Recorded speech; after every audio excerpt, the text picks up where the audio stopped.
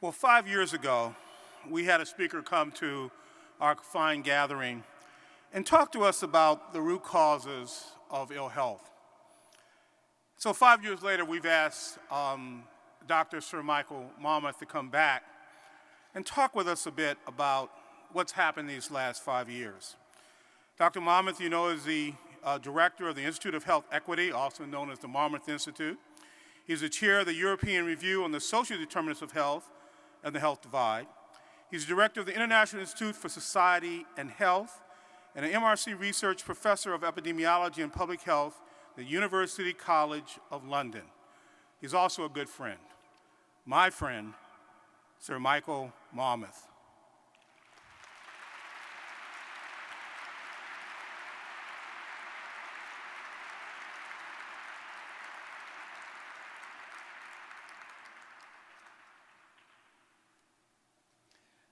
Look along the row. Count 10 women.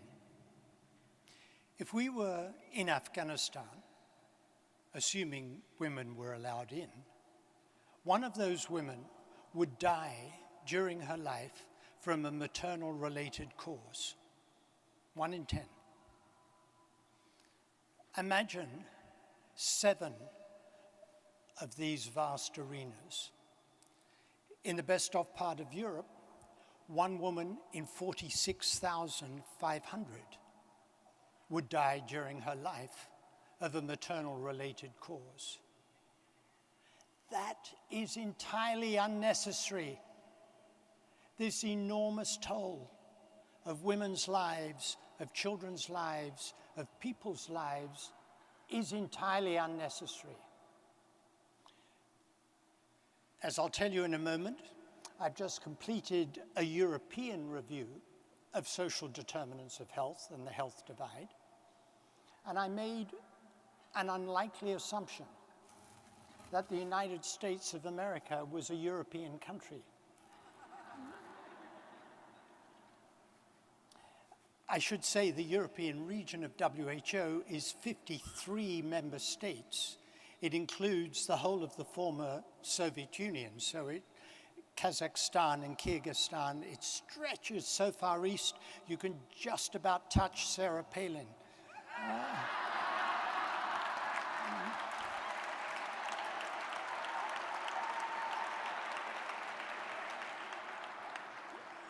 You think that's funny. I think that's really scary.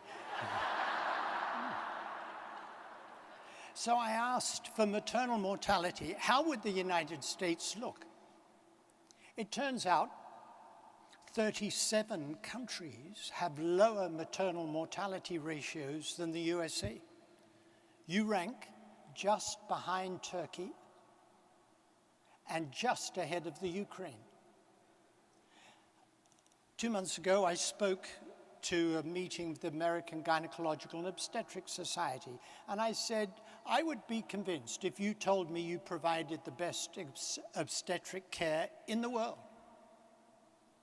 Why do you rank 38th in Europe? And if I asked you, who is it who dies? Write it down on a piece of paper, and you'll all come up with the same answer. It's the disadvantaged, the poor, ethnic minorities, the socially excluded. Now, much of the discussion in recent months and years in the US has been about health care.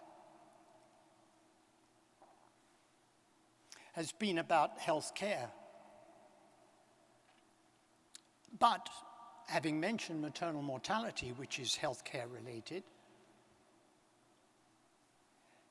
you know, as well as I know, that much of the differences in health that we see across the world, the inequalities between countries and the inequalities within countries,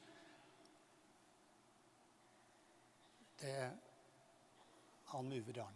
The inequalities within and between countries are not due to deficiencies in healthcare. They're due to the operation of the social determinants of health. And it was precisely for that reason that WHO set up the Global Commission on Social Determinants of Health.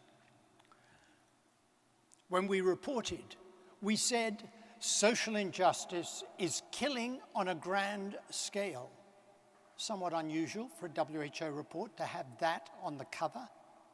Social injustice is killing on a grand scale. We said that inequities in power, money, and resources are responsible for the inequities in health that we see around the world. A toxic combination of poor social policies and programs, unfair economic arrangements, and bad governance is responsible for most of the health inequities that we see. The question is anyone listening? And the answer, my evidence-based answer, is yes. We said, naively perhaps, when we launched the Commission on Social Determinants of Health, that we wanted to create a social movement. I think what you heard from Dr. Benjamin, what you represent here, is part of that social movement. And let me show you some evidence. In the wake of the Global Commission, I was commissioned by the British government to conduct a review of health inequalities in England. I called my review, and it's the title I gave my talk today, Fair Society, Healthy Lives. It was a statement that if we put fairness at the heart of all policy making, health would improve and health inequalities would diminish. I'm slightly regretful that I gave it that title. The government in Britain that we have now, the Conservative-led coalition government, uses the word fairness as if it has no meaning at all. They cut the top rate of tax and they call it fair. They cut benefits to the poor and they call it fair. They cut services to the disadvantaged and they call it fair. I call it a grotesque parody of fairness.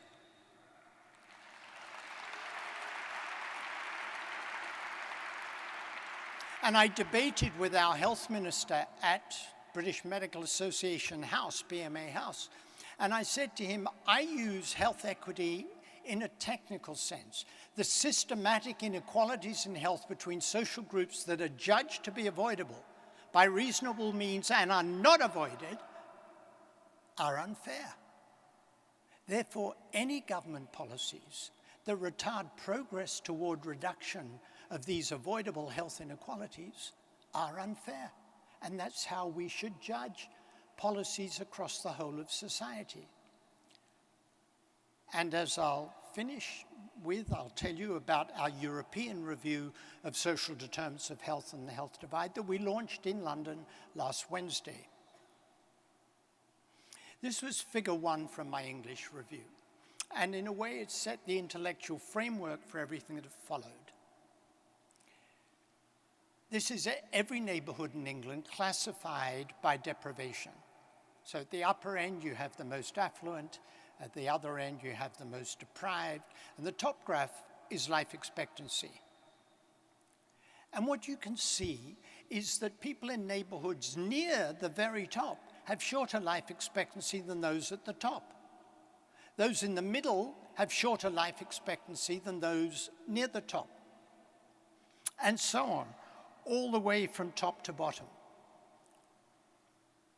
The bottom graph is disability-free life expectancy, and the gradient is steeper.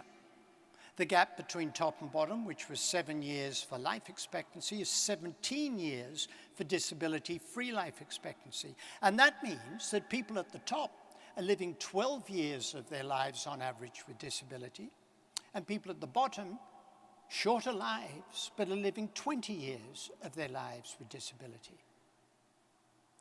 Now, I said with the Global Commission, I said with my English review that it's about social justice and fairness.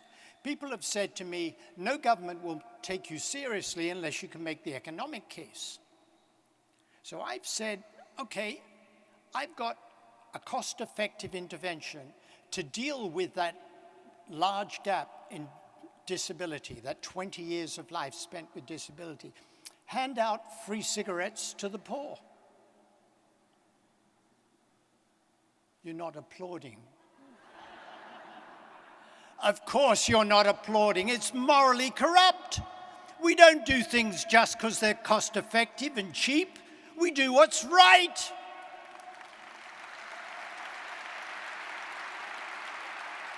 And you only have to conduct that thought experiment for an instant to know we are driven by a moral commitment, not simply what's cheap and effective. I had 6 domains of recommendations in my English review.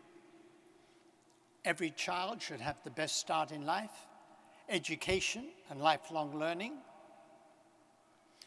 create fair employment and good work for all.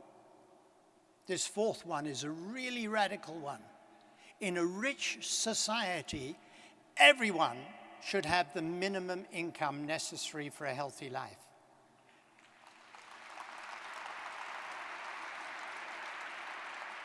And that minimum income includes, for example, for people beyond working age, having enough money to buy presents for your grandchildren.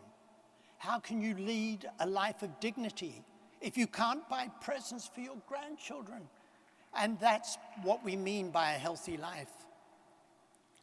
The 5th is create and develop healthy and sustainable places and communities and take a social determinants approach to prevention. And as you can see, we think that every sector is a health sector. I was at a meeting where the Norwegian Minister of Foreign Affairs said, "I am a health minister." Every minister, he said, is a health minister, because what we do in our day job impacts on health. And I got a phone call from a senior official in the Ministry of Health in Norway, and she said, "You know, you've been quoting our Minister of Foreign Affairs saying he is a health minister. He now is our health minister." And he'd like to meet you. So I went to Norway and we had this session of mutual congratulation. I told him what I'd been saying about him all around the world. And he said, "I went to a county in southern Norway, and not the health people, but the local government people showed me their plans and said, these have been Marmot certified."